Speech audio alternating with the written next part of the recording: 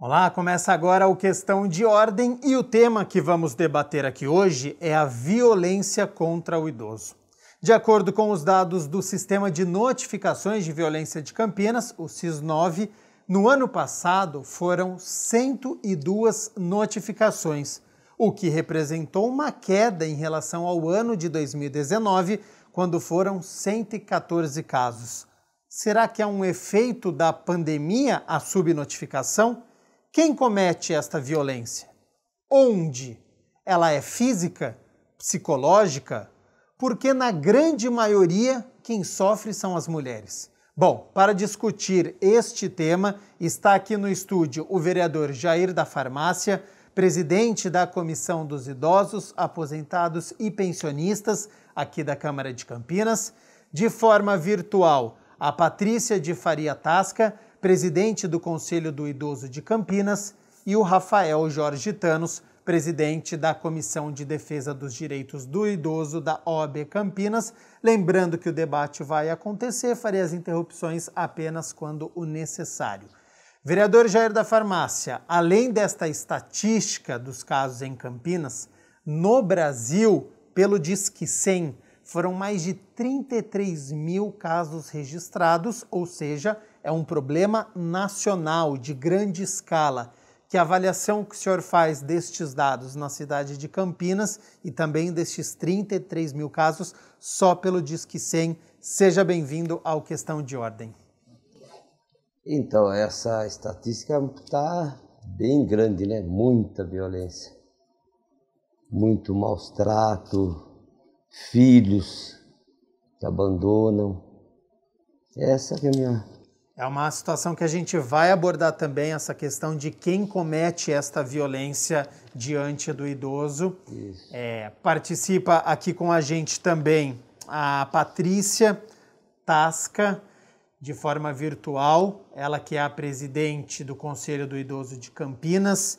E segundo o relatório, Patrícia, a maioria dos atos de violência são cometidos por familiares. O que o Jair da Farmácia citou, os filhos, eles são os que mais cometem as agressões. Na sequência, vem os maridos. O crime cometido dentro de casa, ele é mais complicado da sociedade enxergar e conseguir realizar uma denúncia? Seja bem-vinda ao Questão de Ordem. Olá, obrigada pelo convite para estar aqui falando desse assunto tão importante. Tem esse marco no dia 15 de junho, ele foi recomendado desde 2006, e agora cada vez mais a gente vê falar a respeito desse tema tão necessário, a conscientização da população em geral, não só no dia 15 de junho, no mês de junho, mas como algo permanente, para a gente estar sempre discutindo. Esse é um tema que causa um pouco de incômodo nas pessoas, inclusive, por conta desse número em relação à violência ocorrer mais dentro de casa. São os dados que mostram que o perfil do agressor ou do autor da violência, geralmente pessoas muito próximas, filhos, genros, noras. O maior número de população idosa é feminino também, então isso reflete um pouco a questão das vítimas. Os dados, né, citados têm dados em relação à notificação de violências. Então, nós temos o SIS-9, que é o Sistema de Notificação de Campinas, ele abastece o Sistema Nacional, que é o SINAM, e esses dados diz respeito a esse ano ter tido uma leve queda no número de notificações, mas não tem como a gente afirmar, né, assim, o motivo real pelo qual houve a queda, por conta de todo o cenário que a gente enfrenta em relação à pandemia. Lembrando que a notificação ela é efetuada pelos serviços, então são as pessoas que já foram atendidas, né? Então são casos reais que chegam aos serviços, tanto de proteção quanto de saúde, e aí esses profissionais treinados eles abastecem esse sistema. Então, são dados muito importantes para que a gente consiga superar essas subnotificações, que a gente acredita que tem um número muito maior do que é notificado, para que se expresse na realidade qual é a dimensão dessa situação de violência contra a pessoa idosa, não só no município de Campinas, mas a nível nacional, mundial. Isso é um problema, uma questão a nível mundial, né, na verdade. E ela também abarca não só população mais vulnerável ou a questão socioeconômica, mas todos os níveis e todas as famílias, né? Lembrando que o que representa é que essa violência ocorre mais dentro de casa. O sistema de notificação, ele não registra só as violências intrafamiliares, mas também violências urbanas.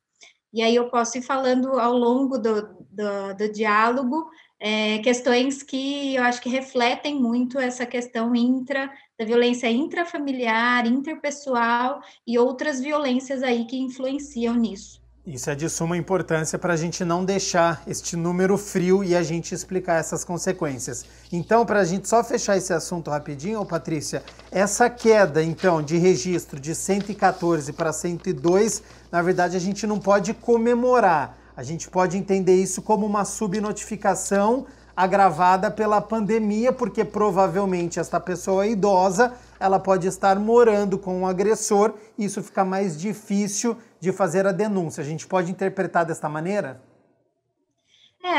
Com a situação da pandemia, aumentou, a situação de isolamento social foi uma recomendação, né? Então, fica mais difícil, talvez, essa pessoa idosa chegar até os serviços. Tem outras diversas dificuldades para identificação, para que essa pessoa idosa consiga chegar ali a pedir o apoio, reconhecer que ela está vivendo uma situação de violência. Então, tem várias questões que, assim, eu acho que ao longo do tempo, né, vai ser até objeto de estudo, de pesquisas. Nós temos no município muitas faculdades, universidades que fazem esse tipo de pesquisa, pode até ser que um dia apareça.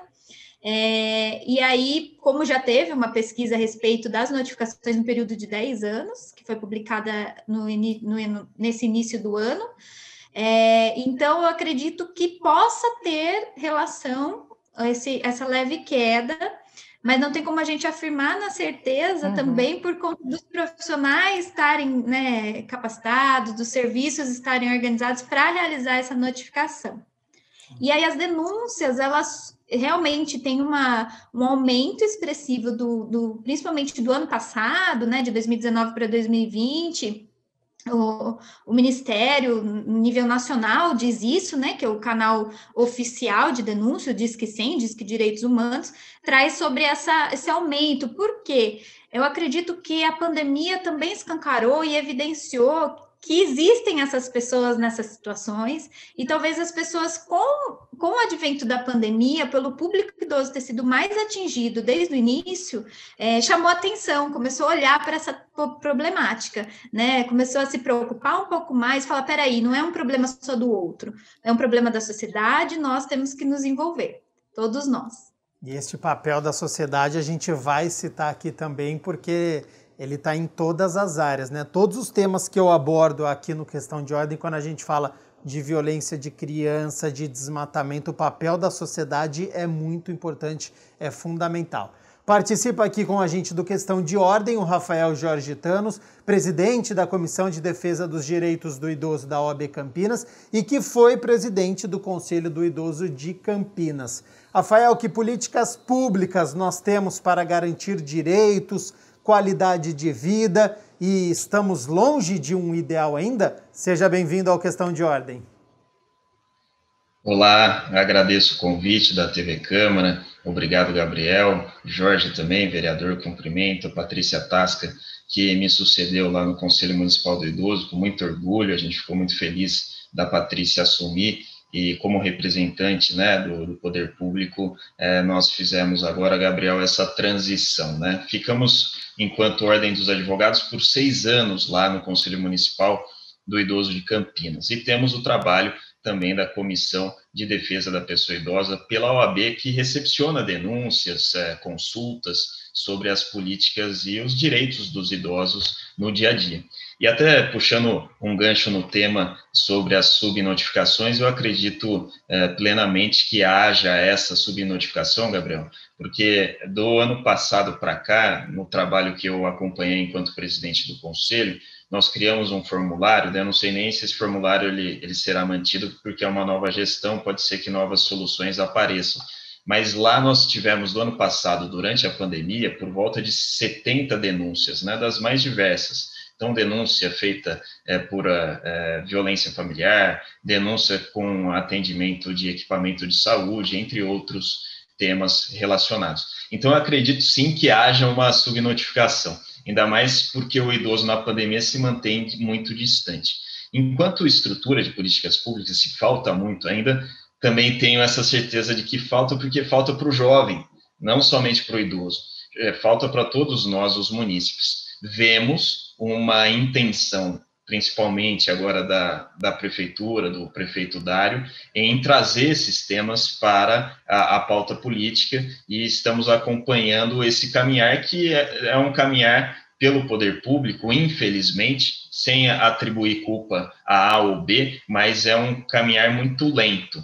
E quando a gente fala em idoso, não temos a pessoa idosa incluída socialmente, é sempre uma segregação, os privilégios dos idosos são tidos, né, as preferências, como algo que a sociedade ainda não entende muito bem, e o idoso não está agregado à economia, né, ao pleno emprego, à educação. Então, tem muita coisa, assim, para a gente evoluir. Esse é o olhar da Ordem dos Advogados, numa missão de também vigiar aí a aplicação dos direitos das pessoas vulneráveis, incluindo as pessoas idosas da nossa cidade.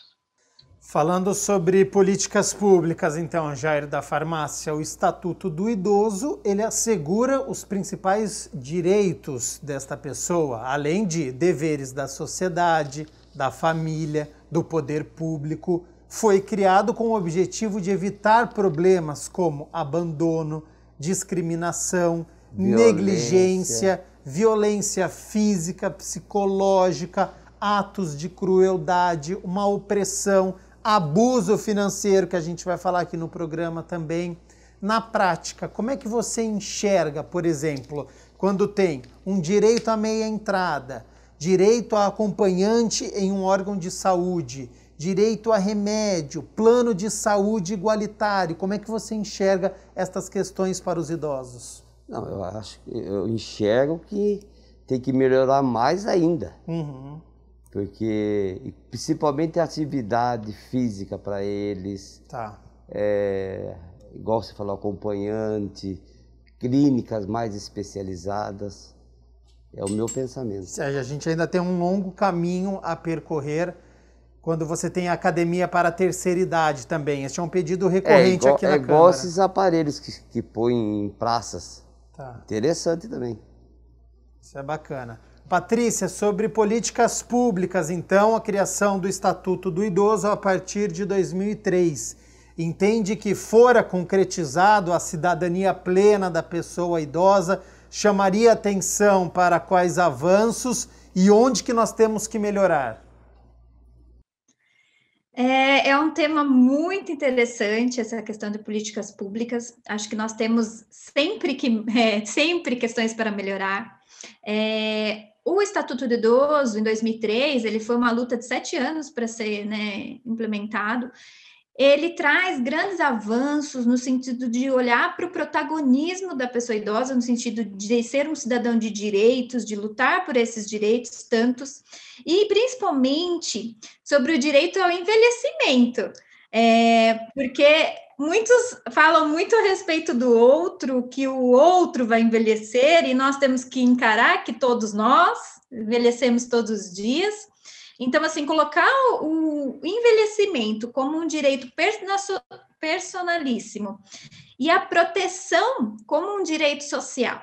Acho que esse foi um grande avanço, e a perspectiva dos serviços, eu que sou presidente nesse momento, estou como presidente após a saída do Dr. Rafael, mas também atuo na política de assistência social. Então, esse é um grande avanço de olhar para a proteção da pessoa idosa e garantias de serviços. E quando a gente fala de violência, nós temos serviços voltados para essa temática, e não só como a prevenção, para que se diminuam essas situações. Não só o atendimento em si, mas a prevenção. Então, são um sistema de proteção. Nós temos, né, em relação à violência, dentro do Estatuto do Idoso também, um artigo que diz respeito à notificação compulsória em relação aos casos de violência, violação de direitos, que também a gente chama, né? Porque o Estatuto ele traz essa perspectiva dos direitos humanos e tantos outros. Então, o artigo 19, ele traz da obrigatoriedade dos profissionais de saúde. Em Campinas, nós temos um avanço em relação a isso, porque não só os profissionais de saúde são treinados a notificar no sistema, mas nós temos os profissionais da rede de proteção, da rede de assistência social, da rede de educação também, né, estão fazendo essa capacitação para notificação. Então, nós temos um avanço. Ô, Patrícia, e também... Quando você fala que eles são obrigados, é quando, por exemplo, o idoso ele chega no hospital e ele dá alguma desculpa, essa pessoa ele percebe que tem alguma coisa errada? É isso quando ele é obrigado? O profissional de saúde, quando ele verifica e constata que tem indicadores, sinais em relação à violência, ele tem que notificar. O sistema de notificação, como em 2011 também foi agregado ao Estatuto, informar os órgãos competentes, né? Quando muitos vão negar também, mas quando tiver reunido um conjunto de sinais, de indicadores em relação à violência, que confirme ou uma suspeita muito grande em relação a essa violência, deve-se notificar. Aquela história de caiu a estante não pode mais colar, né? Não, foi um acidente com a estante. Precisa reunir um conjunto de indicadores, porque um só indicador também não pode, a gente não pode interpretar como a expressão da violência em si, né? Então tem que ser um conjunto de coisas que indiquem a questão da violência, né? Então, assim, tem uma questão de uma violência física expressa ali, você observa que talvez a realidade, aquela pessoa tem uma renda que não é compatível com o cuidado que ela está recebendo. Então, são um conjunto. Geralmente, os serviços que acompanham mais próximo conseguem, ao longo do tempo, identificar. Mas tem algumas dificuldades, né? Então, tanto dos profissionais, como da própria pessoa idosa, desse autor dessa violência, que muitas vezes vai impedir que se aproxime dessa pessoa. Então, são diversas questões envolvidas. Rafael, está na Constituição Federal, artigo 230. A família, a sociedade e o Estado têm o dever de amparar as pessoas idosas, assegurando a participação na comunidade, defendendo a dignidade e bem-estar e garantindo o direito à vida. Na prática, a sociedade ela é solidária ou muitas vezes o idoso ele é uma pessoa invisível e ele já não tem mais o protagonismo?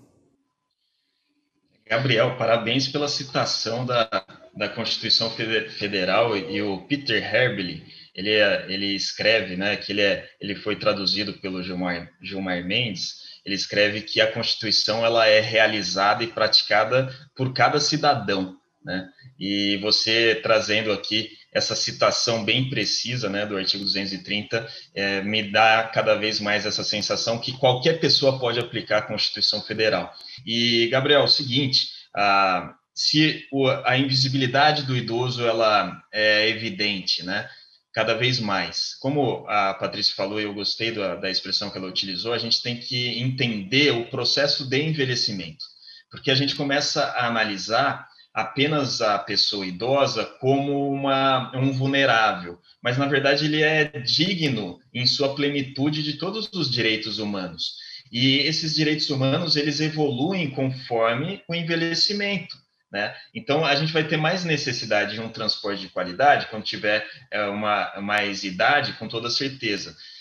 A gente vai precisar de hospitais que notifiquem compulsoriamente, com mais qualidade do que evidenciam no dia a dia, no diagnóstico, na anamnese, que é saber se aquele idoso ele está no peso correto, se o assistente social junto com a psicóloga do hospital verificar se aquela agressão é uma mera queda ou essa pessoa ela está também negligenciada pela família, mora sozinha, não mora sozinha. Então tem um estudo psicossocial que é feito pelas unidades de saúde que conseguem atribuir um pouco mais de certeza e indicar se há indícios ou não de violência para essa pessoa idosa. Me lembrei de um caso, Gabriel, por exemplo, que nós acompanhamos, não no Conselho Municipal do Idoso, mas na vida da advocacia, que uma pessoa idosa, religiosa de Testemunho de Jeová, foi até o hospital, já idosa, e não pôde fazer a escolha pela transfusão de sangue, porque estava inconsciente. Então, o que o hospital teve que fazer? Compulsoriamente comunicar às autoridades, inclusive o Conselho Municipal do Idoso, o Ministério Público, daquela situação de vulnerabilidade da própria escolha. Talvez ela pudesse fazer essa escolha ou não, mas não cabe ao profissional de saúde daí seguir a opinião da família, né? E porque nós temos um sistema de proteção que precisa se valer, fazer parte desse sistema de proteção. E a invisibilidade, sim, é algo que a gente precisa combater, porque o idoso ele não é só aquele violentado, o idoso também é aquele que demanda cultura, esporte, lazer, né, sociabilidade, e eu concluo esse trecho com a solidariedade que você bem colocou, que é um princípio constitucional, que é a ideia de olhar para o outro, né? Como que a gente consegue olhar para o outro, e a Patrícia muito bem colocou, e por ser psicóloga também, atuante de formação, essa ideia de que nós também estamos no processo de envelhecimento. Então, o serviço bem aplicado para o jovem, para o adulto, também será aplicado para a pessoa idosa, né? É uma consequência lógica. Ô Rafael, qual que é o trabalho da Comissão de Defesa dos Direitos do Idoso da OAB Campinas? São realizadas palestras, debates? Quais ações são realizadas e quem está em casa pode acompanhar este trabalho também?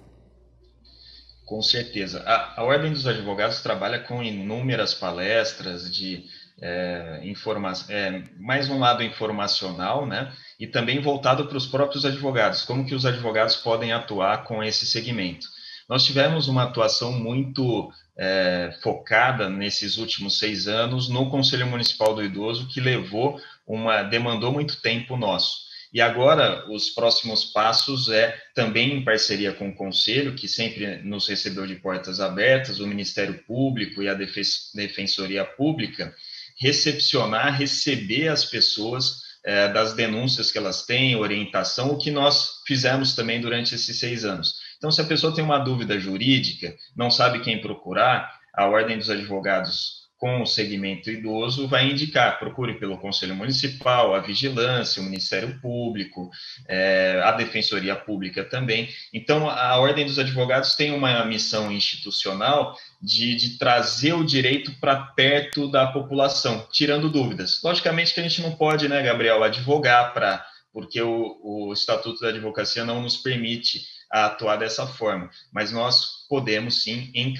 dar os encaminhamentos corretos e até oficiar os órgãos, autoridades, as entidades de longa permanência ou voltadas ao idoso que prestem esclarecimentos sobre eventual denúncia formalizada de maus tratos ou de supressão de direitos da pessoa idosa. Pode falar, Gê. É igual uma freguesa minha, ela era sozinha e não parecia sobrinha nada, né? O que ela fez? Ela conheceu a Sônia, que era muito amiga dela, levava ela no hospital, levava a fazer compra, fazia tudo. E faz uns 3 meses que ela faleceu. E deixou tudo, testamento, tudo para essa Sônia. Não parecia uma sobrinha. Aí a sobrinhada veio tudo. Depois, sempre sozinha. Ou seja, a família não dava o auxílio para a pessoa? Não, nada. Sozinha, deixou uma casa, deixou carro, zero, tudo para essa Sônia. Fez um testamento. Família não tinha atenção nenhuma. Esse é um problema que nós temos na nossa sociedade, né? É igual as casas de repouso, que eu vou fazer visita. E tem cada uma história que você nem... De abandono. Abandono. Teve uma que ela falou para o pai, vamos passear? Vamos. Deixou lá. Sem avisar, sem... Aí ele falava, Jair, o que eu estou fazendo aqui? Jair, me tira daqui. E aí eu fui trabalhando na família e ficou uns 2 meses e levaram de volta para casa. Sobre este assunto, então, Jair, como é que você enxerga o papel da sociedade, né? Essa discussão, eu digo que ela está em praticamente todas as áreas. Então, por exemplo, quando nós tivemos o caso do menino acorrentado em um barril, foi através de uma denúncia de um vizinho que a polícia conseguiu salvá-lo. Quando a gente fala de meio ambiente, de cuidar do bairro, é importante o vizinho ele estar atento ao que acontece na rua, o que acontece no bairro do outro lado. Com os idosos, como é que você enxerga este papel da sociedade? As pessoas, elas estão atentas ao que acontece ou você sente um receio? Eu sinto um receio. Um receio. Receio. Não tem aquela, sabe, mais cuidado com eles. É igual esse caso, porque o casal não combinava e a filha pôs o pai lá. Então tem que ficar mais atento. Patrícia, a sociedade ainda tem receio, medo de fazer uma denúncia quando ela acredita que há algo errado, ou uma agressão, uma violência física, psicológica, e já emendo. Se ela fizer a denúncia, ligou no Disque 100, por exemplo, e falou, acho que está acontecendo alguma coisa, e não se concretizar, acontece alguma sanção, algum problema a essa pessoa que fez a denúncia? Vou fazer por partes. Eu vou fazer de trás para frente. Em relação ao Disque Denúncia, o Disque 100, ele é anônimo. Então, não vai ser identificado ali quem que realizou aquela denúncia. Existem outros meios aí de realizar denúncias, ou quando a violência é muito grave, daí a orientação é chame a polícia, ou se tiver uma questão de violência física ali evidente, chamar o SAMU. Então, assim, são coisas que, de fato, a sociedade tem que se envolver. Ainda há, talvez, uma resistência. Eu acho que eu tenho que colocar alguns conceitos antes de fazer essa discussão, que é em relação ao que o Rafael trouxe um pouco para a gente esclarecer algumas coisas. População idosa, ela é heterogênea. O que significa isso? Ela é muito diversa. Então, as pessoas envelhecem e, como nós, né, estamos cada um numa classe social, num ambiente diferente, desenvolvendo atividades diferentes, não é diferente a população idosa que já está envelhecida hoje. Então, ela é muito diversa, né, diferente. Então, vão ter casos de que pessoas que estão em territórios, em lugares mais vulneráveis, em que há existência de criminalidade, por exemplo, em que as pessoas talvez não queiram se envolver para não sofrer retaliação, por conta de uma questão de risco, de perigo.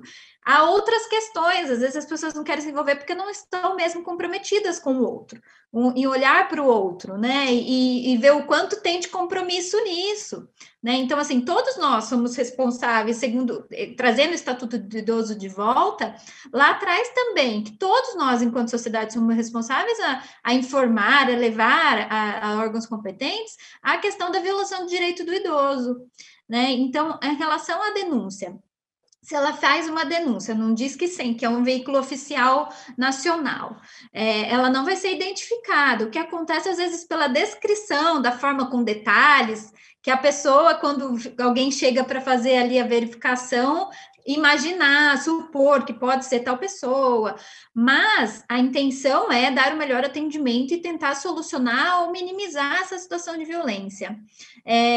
Para além disso, a sociedade ela tem um receio por diversas questões também, porque a gente não tem uma cultura de cuidado, de olhar para o outro nessa relação de cuidado, né? O Jair trouxe alguns elementos de violência que às vezes a gente não encara como uma violência, mas levar uma pessoa à força, fora da vontade. Então, o idoso, até que se prove, até que se confirme que ele tem alguma doença, ele tem autonomia para exercer a decisão, né? Então, se ele não quer ir, é muito complicado. salvo determinações judiciais, para proteção daquele idoso, né? Mas levar à força, fazer essa questão do abandono. E outra questão muito importante, essa questão da sociedade em si, que a gente chama de rede de proteção social, rede de apoio. A rede de apoio ela é muito significativa. Então, ele trouxe o exemplo, inclusive, de que a família, naquele momento, não era as pessoas mais significativas e que davam apoio para essa pessoa idosa, e uma vizinha, às vezes, vai ser essa pessoa. E nós temos que levar em consideração que a população em geral está envelhecendo muito rápido, e daqui a alguns anos, a proporção de idosos vai ser maior do que a proporção de crianças. Não, você vê que bonito as pessoas de idade que vai em baile, que vai fazer faculdade, está em atividade. Claro. Isso que é interessante. Aí que eu trouxe, que é muito diverso, porque nós temos pessoas de 60 até 100 anos, é um intervalo muito longo, né? Com pessoas com 80 com autonomia e com independência de realizar as coisas, e dependendo do lugar ou das questões da história de vida de uma pessoa, menos idade, mas ela tem mais dependência. Então, é muito, muito diverso, depende, né, de cada situação.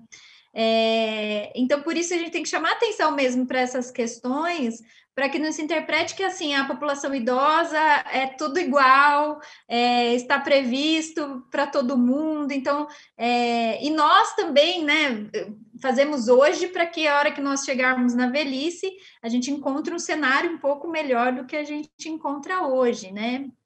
No sentido de políticas públicas e tudo mais.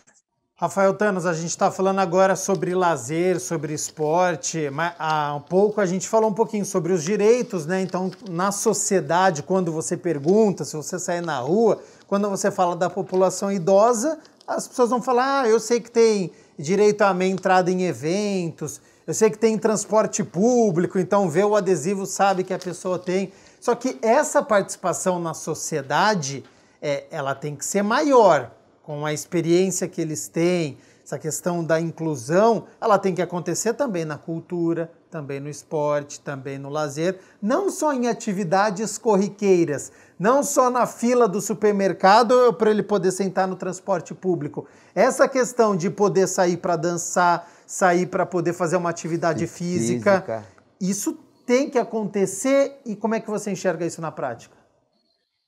Deve acontecer, né, Gabriel? A sociedade ela tem que participar do dia a dia da pessoa idosa como um ser humano, um indivíduo comum do dia a dia que participa de todas as acepções da nossa vida, que é transporte, que é cultura, educação, saúde. Precisa participar. Significa que participa? Daí é uma discussão dessa democracia social que a gente vive. Não, não significa. A efetividade do serviço é diferente da abstração da lei que prevê um direito a ser respeitado. Eu até sou um crítico do Estatuto do Idoso, porque ele é muito bonito no papel, mas na prática ele mais segrega do que une as pessoas idosas, e ele dificilmente consegue trazer uma intergeracionalidade. Porque quando você estabelece direitos e privilégios, eles precisam ser muito bem definidos no plano da igualdade. Né? Tratamento igual daqueles que estão em pé de igualdade, e desigual é um princípio aristotélico, aqueles que estão em situação de desigualdade. E no nosso país, a gente tem uma dificuldade muito grande, na nossa região aqui também, de fomentar boas práticas, porque o empresariado não investe porque não vê um resultado, e também o poder público tem uma demanda enorme para lidar. E a sociedade civil se distancia dessas pautas inclusivas, tendo, obviamente, honrosas exceções. Perto do todo são exceções, porque o todo é muito maior. O PIB campineiro, por exemplo, se tivesse imbuído, destinado a incluir as pessoas idosas no emprego, teria condições de fazer. Se a prefeitura também, daí é um apelo até que eu já faço e uma sugestão ao nosso vereador, tivesse programas de incentivos fiscais para a contratação de pessoas idosas, ou ainda para a realização de eventos culturais para as pessoas idosas, nós teríamos sabe a visão do Estado mínimo, mas que é o pai que trabalha o dia inteiro e chega à noite e dá as diretrizes para os filhos, você pode fazer isso, não pode fazer aquilo. O Estado teria que ser dessa forma, sabe? O fomentador dessas práticas e dessas políticas. E a Câmara Municipal, juntamente com o Conselho Municipal, o Ministério Público, a Defensoria Pública, a Polícia Civil, Polícia Militar, a Guarda Municipal, tem condições de fazer esse sistema de proteção.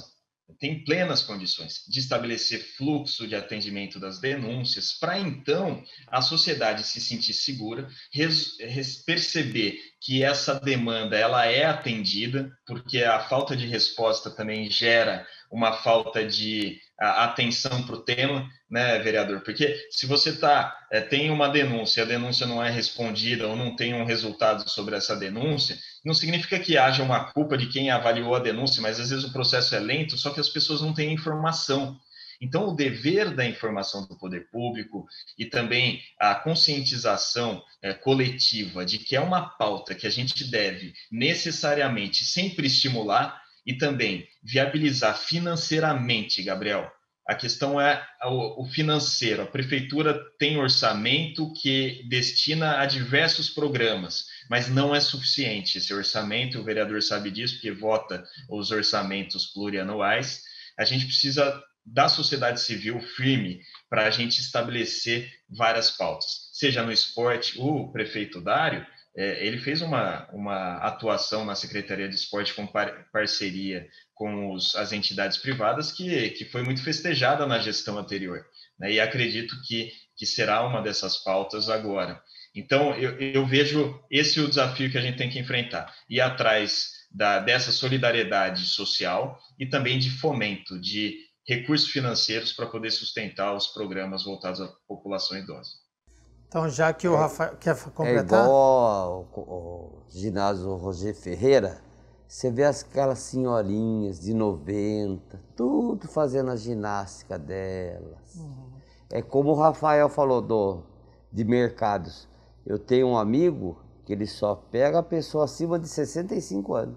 Olha que legal, a iniciativa é muito bacana. Inclusive a esposa do senhor que trabalhou na farmácia, ele tem 80. E a Beth está com quase 70 anos, está até hoje lá. Então eles dão preferência para pessoa mais de idade. Então, já que a gente está falando sobre mercado de trabalho, eu vou fazer o seguinte, rápido intervalo, na volta a gente vai falar sobre esses incentivos às pessoas acima dos 60 anos. Tem ainda violência contra a mulher, 80% das vítimas são mulheres. Por que será que isso acontece? Já já eu vou abordar. Tem muitos assuntos interessantes em relação aos direitos e, infelizmente, a violência que é cometida contra os idosos. Rápido intervalo, questão de ordem, volta já já.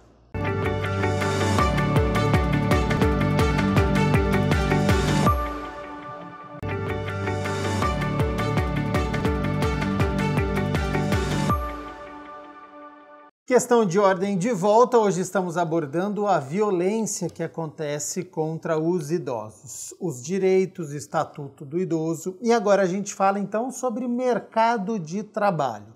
Bom, o envelhecimento da população é um fenômeno global, o Brasil está inserido neste contexto. De acordo com o Instituto Brasileiro de Geografia e Estatística, há 33 milhões de idosos no país, 15% a mais que 2015. Só que atualmente 15% está fora do mercado de trabalho. Quero saber então os motivos, começando por você, Patrícia, depois quero ouvir Jair da Farmácia, Rafael. Você entende que há um preconceito, às vezes exigências fora da realidade, uma qualificação para já excluir essa população? É exatamente o que eu penso, assim, eu sou muito crítica em relação a isso.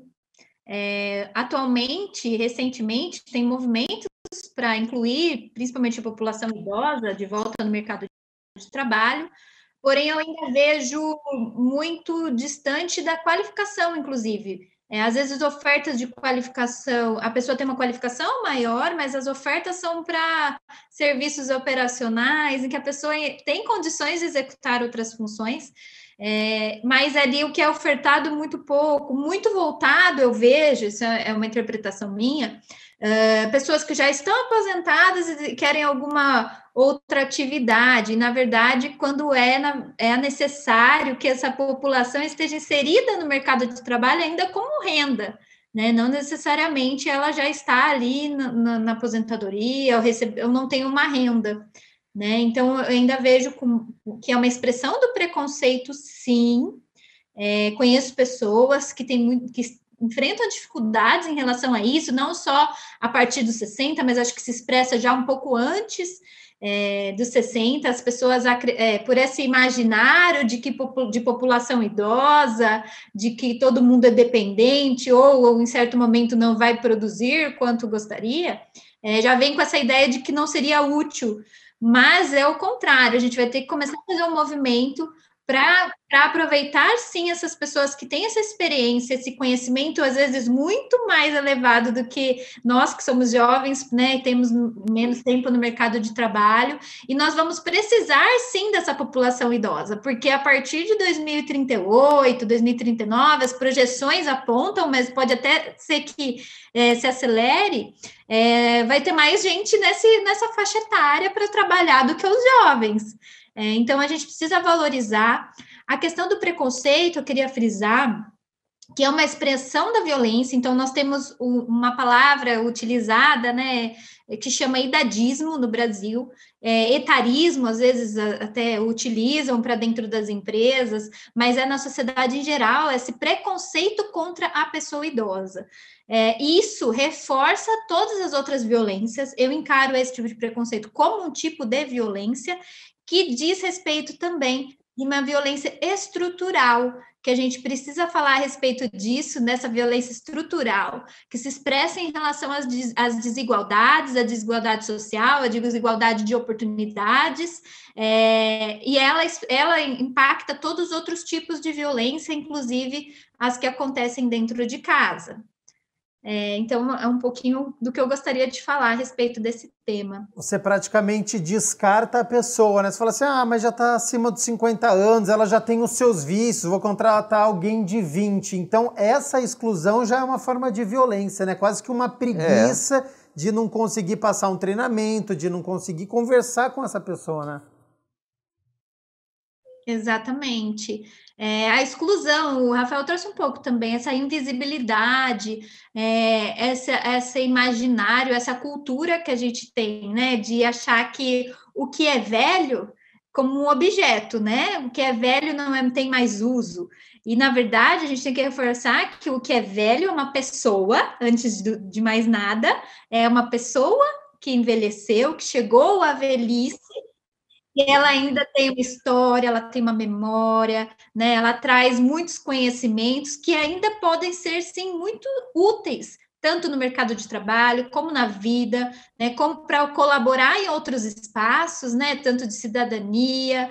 Então, assim, valorizar, sim, essa pessoa idosa e de que nem todos vão ter ali dependências ou vão necessitar de cuidado. Pode ser que em algum momento, sim, chega um momento que ela precisa, e também não ter um preconceito por conta disso, né? As pessoas têm medo de envelhecer justamente por conta dessa questão. Mas se a gente tiver uma estrutura que seja, que oferta cuidado e que tenha ali as seguranças para todo mundo, não teria por que a gente ter medo de chegar nessa fase da vida, que é uma fase da vida tanto quanto a infância, né? Então, a gente tem que encarar que é uma fase que existe. É trazido muito hoje em dia, por quê? Porque isso foi mudando ao longo do tempo, né? Até 1940, 1950, se vivia muito pouco tempo, não se chegava a tanta idade, e aí a gente, com o advento da tecnologia, da medicina, a gente vive muito mais tempo, e claro que as doenças aparecem, então tem várias questões envolvidas, né? A gente precisa olhar para todo esse fenômeno dinâmico, diverso, para dizer quando se envolve aí a questão do idoso, da velhice e do envelhecimento em si. Você não vê o idoso, Patrícia, que trabalha na farmácia, ele tem 80 anos. Ele vai ele não perde uma missa, você fica bom, não tem... Realiza as atividades normalmente do dia a dia. Dia a dia. Vai na farmácia, ele limpa os remédios, ele tem atividade. Esse que a esposa está no mercado. Os dois trabalham. É um ótimo exemplo. É. Agora, Jair, idosos que querem e podem trabalhar, ajudar o mercado com a experiência, com a vivência, enfim, o número não é muito alto de quem não está inserido nas empresas? A gente não precisava ter mais idosos trabalhando? Você não vê que tem muitos cursinhos, oportunidade de cursinho para eles crescerem, né? Para ter mais campo de serviço de mercado. Rafael, excluindo este momento de pandemia que nós estamos vivendo, mas a expectativa de vida até 2020 sempre foi aumentando no Brasil. A população envelhecendo, a aposentadoria ficando distante. Como é que você enxerga os idosos, pessoas acima dos 60 anos e o emprego para essas pessoas? É um desafio enorme, Gabriel. É um desafio enorme e eu sou uma pessoa esperançosa, feliz, eu gosto de pensar positivo. Mas sempre quando eu vou para esse tema, eu sinto uma tristeza nesse tema pela falta de criatividade dos nossos gestores. Em que aspecto? Tanto o gestor público quanto o gestor da iniciativa privada. Em que aspecto? No aspecto da perda que nós temos de conhecimento agregado e experiência dessa população idosa para o próprio mercado de trabalho e para a economia. Se você pensar que o idoso hoje, nós temos uma objetificação do idoso, né? Ele é tornado objeto. O idoso é tornado objeto de política pública, objeto de solidariedade, objeto de interesse de estudo, e ele não é entendido como um ser humano, ele é entendido como objeto. Então, tem algumas coisas que me deixam bem revoltados até, algumas coisas que me deixam com uma tristeza muito profunda, Gabriel, que é o seguinte: imposto de renda da pessoa física. O camarada recebe mais de R$2.000, já tem que pagar uma alíquota de 27,5%. Se a pessoa é idosa, ainda ela tem que comprar medicamento e pagar a tributação em cima do medicamento, né? Se a pessoa trabalha, é remunerada formalmente, ainda tem o INSS mesmo após aposentar. Isso gerou ações de desaposentação que não foram acolhidas pelo Supremo Tribunal Federal. Então, o idoso ele é tido como objeto porque se cria essa vulnerabilidade econômica da pessoa em geral, e o que se acentua para o idoso, que não consegue recolher tributos corretamente e fica numa informalidade. Temos essas exceções que precisam ser destacadas, como o Jair falou, do idoso que trabalha na farmácia, do idoso que vai até a igreja, que tem um trabalho social também, no mercado. Só que a gente precisa ter, tecnicamente, um direcionamento. Qual o direcionamento? Vamos criar um sistema de economia nacional voltada para o idoso. A gente não tem o SUS, o Sistema Único de Saúde, temos o SUAS, o Sistema Único de Assistência Social, então a gente precisa criar um sistema nacional financeiro para a pessoa idosa e para a população em geral, que nós já temos previsão na Constituição Federal, o Sistema Financeiro Nacional. Só que ele não é muito bem aplicado, porque tem uma guerra entre os estados e você precariza a mão de obra, precariza o trabalho, extraindo dessa receita grande parte de parcela de tributos que a população não consegue pagar em geral. Então, eu acho que a gente tem que repensar uma reforma administrativa para diminuir os cargos públicos, também as despesas públicas, e aí uma reforma tributária para distribuir com igualdade esse ônus tributário, para que ele incida para aqueles que têm mais condições de capacidade contributiva. E a população idosa não é essa população, pelo menos o que a gente vê aqui no estado de São Paulo, que é um estado rico ainda, imagina nos outros estados. Então, uma população que está pauperizada, pobre, marginalizada e com uma aposentadoria cada vez mais difícil de se alcançar. Eu acho que essa é a pior das violências que nós vivemos hoje em dia. Eu sei que o meu pai sofreu. trabalhou em roça, sofreu, e quando aposentou, igual o Rafael falou, é isso daí mesmo, Rafael, certinho. Já que a gente entrou nessa questão das receitas, eu quero falar um pouquinho sobre este abuso financeiro então.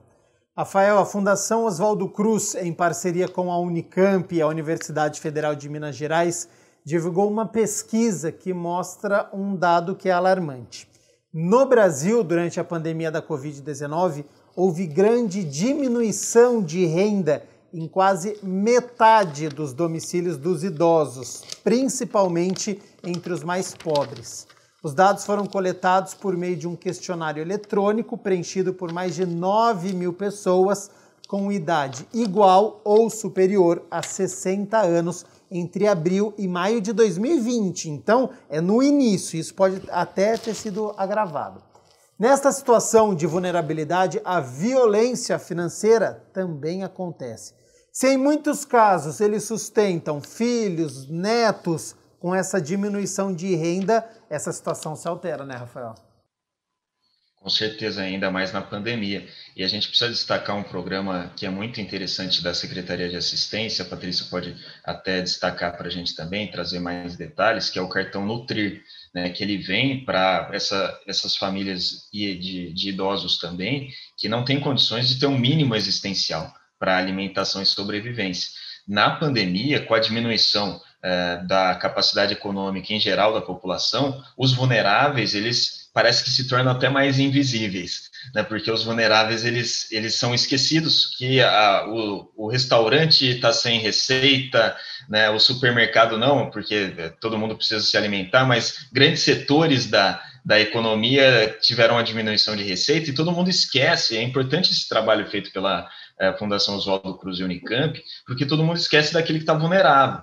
Nós fizemos um diagnóstico lá no Conselho Municipal do Idoso sobre as vulnerabilidades dos idosos na cidade de Campinas, mapeando onde esses idosos estão. Então, região centro para o sul, né, região centro-sul, se identifica a situação de maior vulnerabilidade, seja de serviços, né, voltados à pessoa idosa, mas também a vulnerabilidade econômica e familiar. E com a pandemia, a tendência, Gabriel, que nós temos na evolução desse sistema econômico que encaramos hoje, a evolução disso, o prognóstico que eu faço é piorar, se já não está pior pela subnotificação dessa desgraça humanitária que nós estamos vivendo.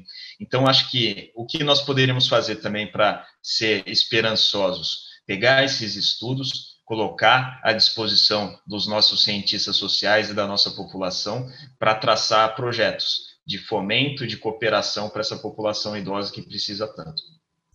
Patrícia, quero ouvi-la também sobre esta situação. Foi citado o cartão Nutrir, que é algo muito importante, né? Este valor que a prefeitura ela investe para essas pessoas que estão em situação de vulnerabilidade e que precisam se alimentar, comprar itens de higiene, e esse abuso familiar que infelizmente acontece agravado numa situação de pandemia. Sim, foi importante o que o Rafael trouxe em relação ao cartão Nutrir, inclusive no ano passado, né, teve uma destinação aí do Fundo Municipal do Idoso também para ampliação dessa possibilidade às famílias que tinham idosos, então é algo que é muito necessário. De fato, a pandemia escancara aí as vulnerabilidades que já existiam, né, e aí piora gradativamente, conforme as proporções. Em relação ao diagnóstico da pessoa idosa, isso é um fato que, né, assim, agora nessa transição, eu peguei essa questão para a gente implementar e divulgar mais para que seja objeto de estudo, de pesquisa mesmo. Nós temos em Campinas, como eu já disse, né, várias universidades que usam, fazem pesquisas tão importantes e necessárias em relação à população idosa. A questão do abuso financeiro, violência financeira, usam várias expressões, né? Exploração financeira, violência patrimonial, acontece muito dentro do âmbito familiar, E ela também é importante destacar que não só para aquele idoso que tem uma renda grande, uma renda alta, mas nós temos idosos em que o benefício de prestação continuada, que é um benefício da assistência social, ele é a única renda ali daquela família. E às vezes é porque ele quer ajudar na renda e por conta de tantas outras vulnerabilidades nesse momento, da falta de emprego, do número de pessoas naquela residência ou naquele núcleo familiar. Então, assim, são várias questões, a gente não pode deixar de destacar, né? Então, o benefício de prestação continuada ele é uma renda de um salário mínimo. E às vezes ele é a única renda daquela família. E aí, a renda que seria para aquele idoso, para garantir as questões para ele, ela é utilizada ali por todos para dar sustento, né, da família. Muitos podem usar isso contra a vontade, então a gente tem que deixar claro que a violência financeira ela ocorre quando o idoso não está em consenso, então ele não concorda com a utilização desse seu recurso, renda, dinheiro que ele tenha, contra a sua vontade. Então ele não concorda com a utilização e também, muitas vezes, associada a uma questão de negligência, que é quando ele tem uma renda e aquele recurso administrado por algum familiar ou uma pessoa próxima, e aí o cuidado que ele necessita, muitas vezes é uma pessoa com dependência, quando é outra pessoa que administra esse dinheiro, ele não recebe o cuidado que ele necessita. Então, são coisas que realmente a gente tem que ficar alerta.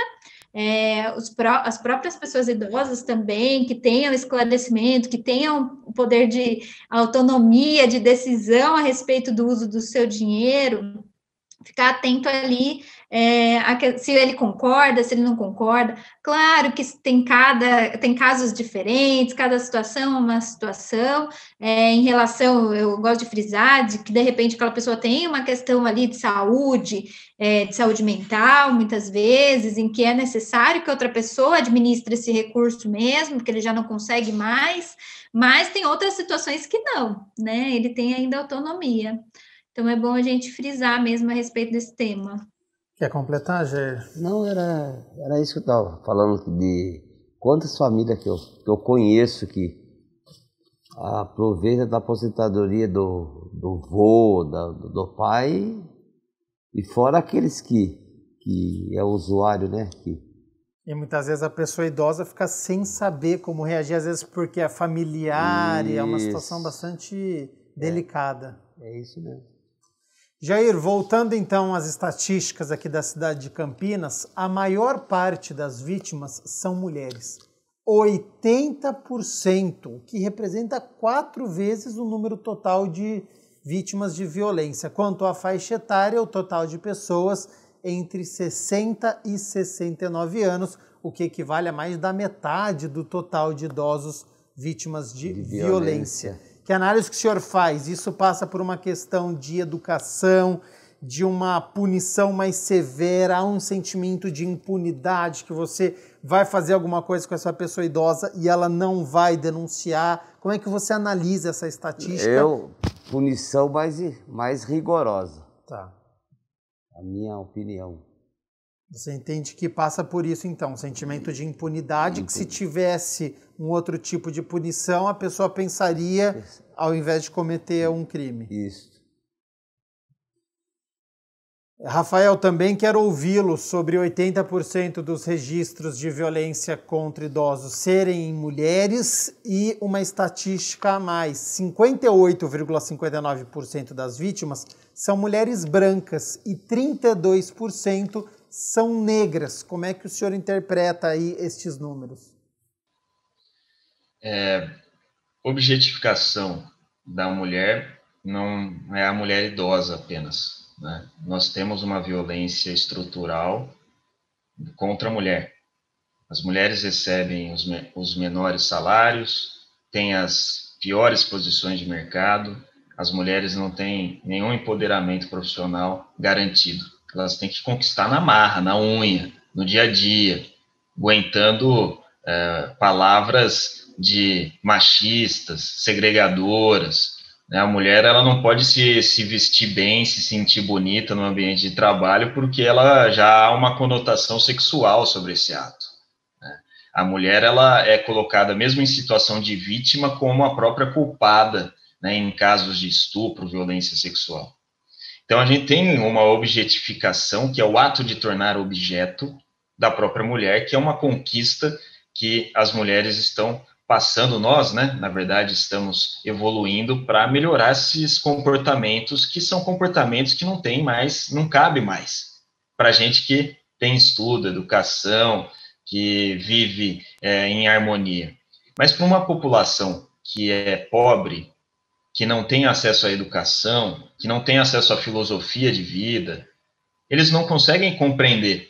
Por isso que a gente tem que levar a educação para a periferia, para as pessoas que não têm contato, porque essa estatística, provavelmente, eu não tive contato direto com ela, mas a incidência dessa estatística são nos bairros mais afastados, porque nos bairros ricos, Gabriel, pelo que a gente vê, a subnotificação aumenta mais, a mulher apanha e passa uma maquiagem no rosto, né? Na periferia, não, ela dá queixa contra o homem e depois ela retira a queixa, porque ela ama muito aquele marido, mas ela fez a queixa contra aquele marido. Nas famílias ricas, não, se esconde bastante, não é que não existe agressão também, mas é subnotificada. E para as pessoas idosas, as mulheres idosas, as senhoras agredidas serem uma população de mulheres brancas e negras, parece que é menor o percentual pelo que você falou. Eu vejo nisso, talvez, eu acho que a gente precisaria se debruçar mais para estudar esse tema, mas eu vejo que as mulheres, elas cuidam muito mais dos seus maridos, né? E pode ter uma agressão familiar muito grande. Enquanto as mulheres negras, pela estatística que se tem, elas estão trabalhando fora de casa, ainda enquanto idosas. Elas não são cuidadoras dos próprios familiares, pelo que a gente vê estatisticamente, né?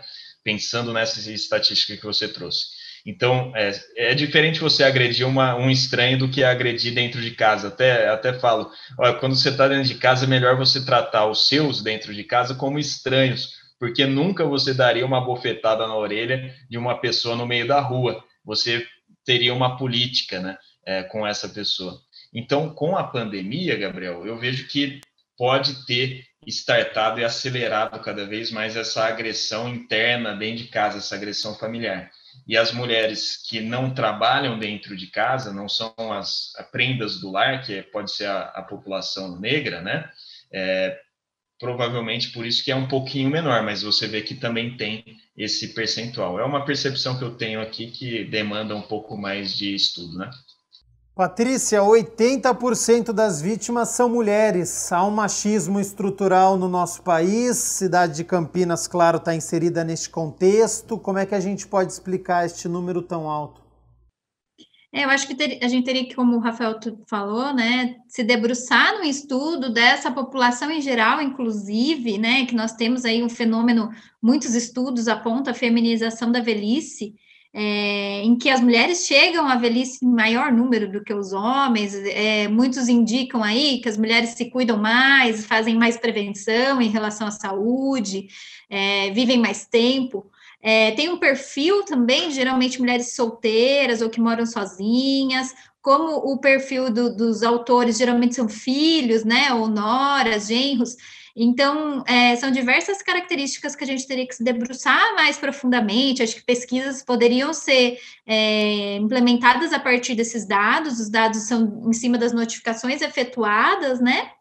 Mas acredito que tem a ver, sim, com essa questão da característica da população idosa em Campinas, onde se concentra essa população, né? O Rafael já trouxe um pouco, tanto as notificações quanto o diagnóstico da pessoa idosa também traz esse dado de que se concentra mais a população idosa e vulnerável na região sul e um pouco da região central, que é a região leste, tem o maior número de população idosa, a região leste, mas ela tem uma característica socioeconômica e cultural diferente, né? E a região sul, ela traz aí territórios mais vulneráveis, com história de formação dos territórios, com dificuldade em acesso a serviços, características, né, dos próprios locais em que as pessoas vivem, que podem expressar aí um pouco desses dados. Mas afirmar, com certeza, acredito que tem que fazer uma pesquisa. Jair, eu acho que é importante a gente citar aqui no nosso programa também que nós temos tipos de violência contra os idosos, né? Existe a questão psicológica, a questão financeira, que a gente já passou por aqui, física, sexual, também de abandono ou negligência, que são omissões, privações de cuidados básicos para a saúde e bem-estar físico. São muitas frentes de combate e que os idosos precisam ficar atentos, porque muitas vezes eles não percebem ou demoram a entender que estão sofrendo este abuso, né? Isso. Patrícia, muitas vezes o idoso não reconhece, né, que existe uma violência sendo cometida contra ele. E também queria que você já falasse dos canais que podem receber essa denúncia dos direitos humanos, às vezes um número de WhatsApp de guarda municipal, de polícia militar. O Jair trouxe um dado também, né, a respeito de que essa população idosa, às vezes ela não reconhece ali que ela está sofrendo uma violência. A questão da violência psicológica é algo que, assim, ela está, às vezes, junto com a física, junto com a negligência, junto com outras violências. E, às vezes, as pessoas acham que é a forma de tratar. Então, assim, é uma expressão de violência que a gente precisa começar a encarar, né? Assim, xingamentos, falta de respeito, às vezes, no trânsito, às vezes, dentro do ônibus, né? Às vezes as pessoas não falam, mas pensam, isso já é uma expressão ali que ela precisa começar a prestar atenção, né? Opa, peraí. Então, assim, esses tipos de violência a gente precisa começar mesmo a disseminar. Tem os canais de denúncia, sim, né? Então, nós temos aí o canal de denúncia mais difundido em âmbito nacional, que é o Disque 100, o número 100 no telefone, e aí o ano passado, com a questão da pandemia, eles divulgaram o número de WhatsApp, que é o DDD 61, que é de Brasília, 99656-5008. Lógico que eu trago, né, se a pessoa está observando ali uma situação de violência na frente dela, é uma situação grave, chame sim a polícia, a guarda municipal, né? Então ligue 190, 153 para a guarda municipal. Nós temos também, né, previsto dentro do Conselho do Idoso, ano passado foi montado um formulário, muitas pessoas mandam e-mail, fazem perguntas, né? Então, assim, o Conselho do Idoso ele vai fazer um direcionamento dessa denúncia. Claro que é necessário o maior número de informações possíveis, senão não é possível encaminhar essa denúncia, essas informações para o atendimento. Então, questões mínimas ali, né, referente ao endereço, um nome, que identifique a situação para que ela possa ser encaminhada. Né? Então, também temos o e-mail do Conselho do Idoso, que é o cmi.idoso@campinas.sp.gov.br.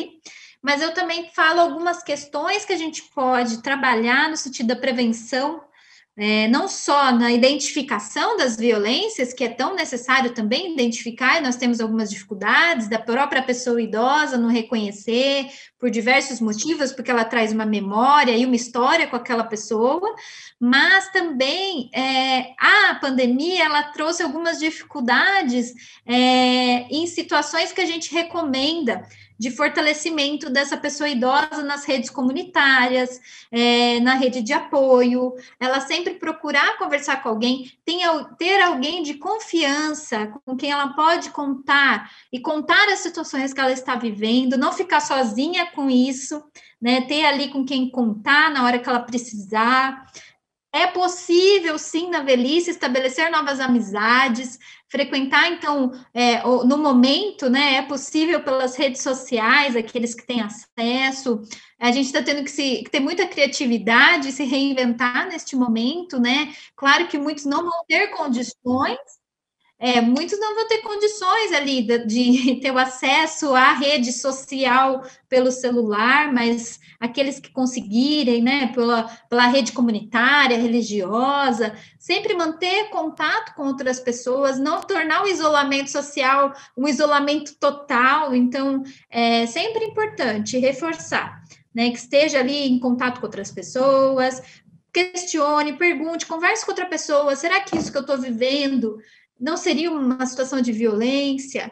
Para poder dar os encaminhamentos para os serviços que possam atender essa pessoa idosa, né? Nós temos serviços de referência também para atendimento dentro do âmbito da assistência social, mas os outros serviços das outras políticas também têm que olhar para essa demanda e atender ali dentro do que é possível, do que é adequado para a situação. Com certeza, esse cuidado com a saúde mental. Vai guardando, vai ficando depressiva, né, Patrícia?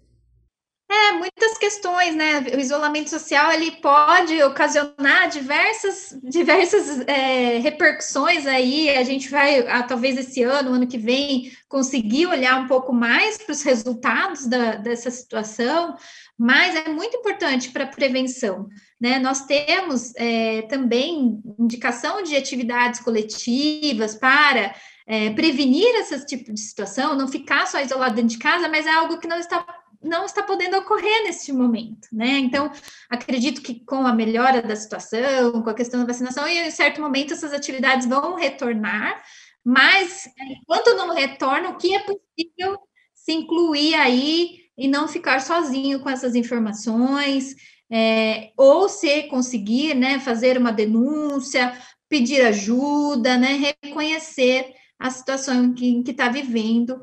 Nós temos diversos canais, a Coordenadoria do Idoso, né, que está vinculada à Secretaria de Assistência Social, lançou um site com essas informações para que a pessoa consiga identificar ali as violências, tem os canais de denúncia, os serviços que ela pode ser atendida. Então, é importante a gente sempre divulgar a respeito disso, para que aquele que está sofrendo ou aquele que está percebendo que o outro está sofrendo uma violência possa dar os encaminhamentos, solicitar e pedir o atendimento adequado. Rafael, sobre os tipos de violência que nós estamos falando aqui, a psicológica, mesmo a sexual, você entende que muitas vezes o idoso ele acha que ele é mais tolerante, então ele acaba normalizando algumas situações, ele pensa, já passei por tanta coisa, essa é mais uma, e demora a perceber essa violência? Demora, e quando a violência está muito próxima de você, dentro de casa, ainda que você perceba, você não quer acreditar naquilo que está acontecendo. Então, há um fenômeno da vitimização, em que, quando você se coloca como vítima, você tem um processo de aceitação dessa condição de vítima. Nos estudos de psicologia criminal, jurídica, forense, as vítimas de agressão sexual, né, elas demoram para entender que o culpado é o agressor até. Elas se sentem numa situação de que contribuíram para aquilo. E na pessoa idosa também tem essa sensação. E para auxiliar, nós temos o telefone da Ordem dos Advogados, para quem quiser conversar, orientações, que é o 019 3734 1234. Vou repetir, 019 3734 1234. E também temos o e-mail das comissões, que é comissões, sem o acento, .campinas@oabsp.org.br, comissões.campinas@oabsp.org.br. Porque a gente, como a Patrícia falou, a gente tem que conversar para identificar, às vezes, a nossa situação de vítima. Então, os líderes comunitários são muito importantes também, as entidades religiosas assistenciais do seu bairro, os centros comunitários, tem que se aproximar da realidade do seu bairro, do seu fato, do fato vivenciado na sua rua, na sua localidade. E os vereadores também são agentes transformadores, não é, vereador Jair? Pode procurar também pelos vereadores que darão os encaminhamentos com o máximo de brevidade e carinho. E vereador Jair, eu tenho certeza que a Câmara de Campinas terá aí um bom proveito e um olhar voltado para a pessoa idosa e que a gente tanto precisa. E até vou já me fazer inverter os papéis aqui. Gostaria de saber do vereador Jair, para que ele contasse, que eu estou curioso para saber da origem do vereador e o porquê escolheu, né, Gabriel, essa temática da pessoa idosa como pauta política também, pauta de vida. Eu trabalhei 40 anos na farmácia, Rafael, e eu sempre tive esse cuidado com o idoso. As casas de repouso, até hoje eu visito. Levo as coisas, eu converso com eles. Então foi isso que me interessou. Percebeu a demanda que existe. Isso, eu gosto demais, sempre tive essa... E eu cuidei dos meus pais também, né? Então isso daí, me apeguei muito ao idoso. Bacana. Por esse motivo. E, Gabriel, um ponto importante é o financiamento, que eu insisto bastante. Como a Patrícia falou, nós temos o Fundo Municipal da Pessoa Idosa, que ele é composto pela destinação do imposto de renda das pessoas físicas e jurídicas, que vai lá para o fundo, e o Conselho Municipal do Idoso, o órgão colegiado, delibera as suas ações, né, Patrícia? Então, o Centro Dia é construído lá do Jardim Careia, é construído com esse valor, né, do Fundo Municipal, o diagnóstico que foi elaborado também, o cartão Nutrir, o auxílio do cartão Nutrir também foi com destinação do imposto de renda das pessoas físicas e jurídicas. Então, vereador Jair, isso é muito importante, e é um pleito que, quando eu estava lá, nós pensamos bastante, e a Patrícia acompanhou isso também, a questão das multas, né, de violência ao trânsito da pessoa idosa, né, as multas de trânsito contra direitos da pessoa idosa, estacionou numa vaga. Isso nós temos que articular, vereador, para que parte desse recurso vá também para o Fundo Municipal da Pessoa Idosa de Campinas, para que possa ser aplicado em políticas direcionadas a essa população. Parece que tem algum interesse, algum projeto na Câmara, não sei se já vingou e está em andamento, mas eu acho que a gente poderia pensar nisso, né? Em pegar um pouquinho da parcela dessas multas que são aplicadas, quem sabe 1%, 2%, para destinar ao Fundo do Idoso para poder ajudar toda essa rede de assistência que existe, inclusive cofinanciamento de vagas que já foram financiadas pelo Fundo Municipal do Idoso, com 10 vagas durante um ano, né, Patrícia? Acho que isso é importante destacar, Gabriel.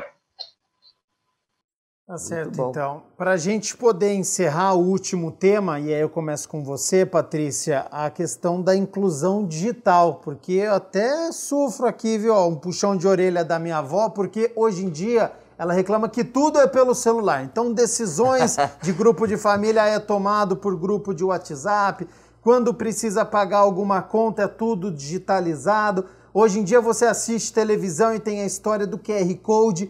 Os idosos estão ficando para trás nessa questão, Patrícia? Olha, é muito relativo, assim, né? É possível aprender na velhice. Então, assim, às vezes é um preconceito, é um mito, às vezes, né? Que as pessoas têm de achar que o idoso não quer aprender, não vai aprender, ou não quer. De fato, fica nesse âmbito individual daquele que quer se abrir para um novo conhecimento. Tem uma na rede social, ela tem 87 anos. Ela manda os parabéns para mim.